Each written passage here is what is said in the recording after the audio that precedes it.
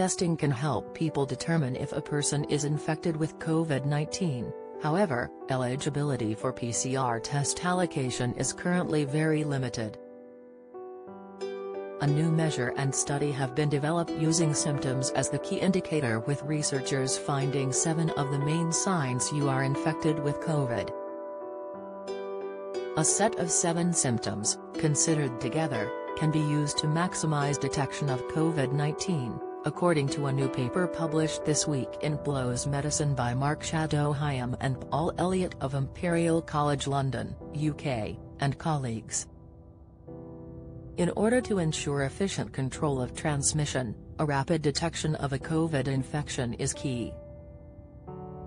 The discovery hopes to help with testing capacity by using a more informative system for test allocation using the main symptoms as indicators. In the new study, researchers obtained throat and nose swabs with valid SARS-CoV-2 PCR test results from 1,147,345 volunteers in England. The data was collected over 8 testing rounds conducted between June 2020 and January 2021. It was part of the Real-Time Assessment of Community Transmission 1, REACT-1, study, with participants being asked about their symptoms a week prior to their testing. A model was then developed based on the data, with a total of 7 symptoms being the main predictor for a COVID-19 infection. The results of the study indicated the 7 main symptoms, including loss or change of smell, loss or change of taste, fever, new persistent cough, chills, appetite loss, muscle aches. The first 4 of those symptoms are currently used in the UK to determine eligibility for community PCR testing. Modeling suggested that the use of the 7 identified for PCR test allocation would result in 30 to 40% of symptomatic individuals in England being eligible for a test, versus 10% currently, and, if all those eligible were tested, would result in the detection of 70 to 75% of positive cases.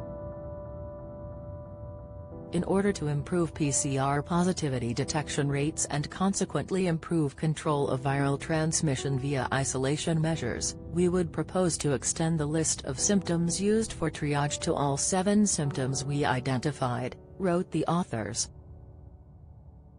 These findings suggest many people with COVID-19 won't be getting tested and therefore won't be self-isolating because their symptoms don't match those used in current public health guidance to help identify infected people, added Mr. Elliott.